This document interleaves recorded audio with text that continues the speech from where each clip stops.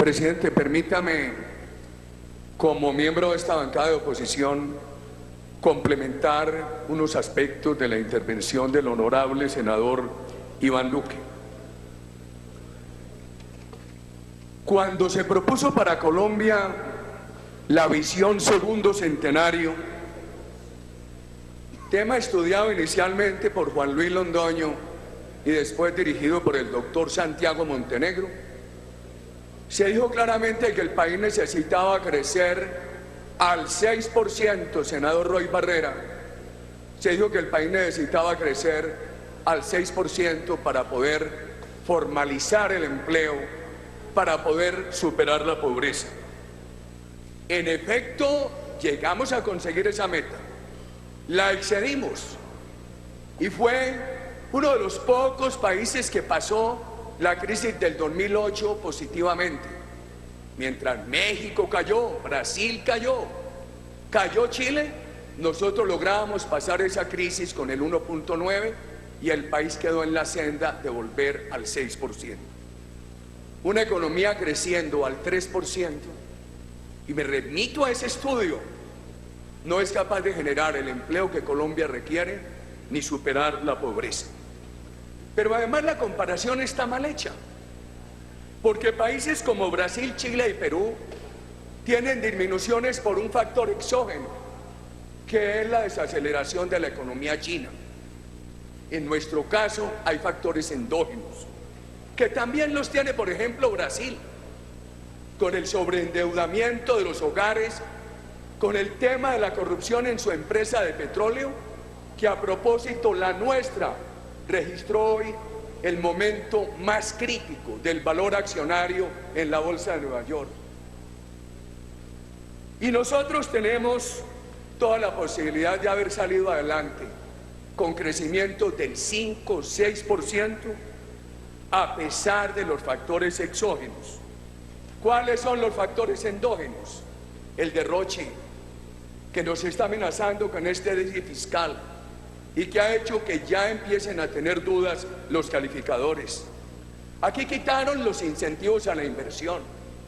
Afanosamente anunciaron en el plan de desarrollo restablecer algunos, como las zonas francas costa afuera para la exploración de petróleo. Aquí quitaron la ley que permitía contratos de estabilidad jurídica a los inversionistas. Durante el periodo de la revaluación, señores senadores, no se compensó a los exportadores y quitaron las compensaciones a los exportadores sobre pretexto de que eran corrupción. Y ahora, por todo lo que ha pasado en la economía interna, la moneda colombiana es la más volátil y hemos pasado de la revaluación a una devaluación excesiva sin que se hubieran hecho los esfuerzos para detenernos en la tasa de equilibrio. Tenemos la tercera tributación más alta de América Latina, una tremenda inseguridad jurídica. El TLC reemplazó la concesión unilateral que nos daba los Estados Unidos. Por la apertura habíamos abierto nuestro mercado y no habíamos exigido que nos abrieran los mercados. Por ejemplo, el tema de la leche, nada tiene que ver con el TLC, tiene que ver con un asunto de salud pública que han permitido inundar el país con sueros lácteos que no deben ir al consumo humano directo. Usted en su intervención, señor presidente, demostraba que cuando el gobierno quiere, el TLC no se opone a la protección de la industria nacional. Usted nos trajo esta noche el ejemplo de los aranceles específicos a las confecciones, los textiles y el calzado.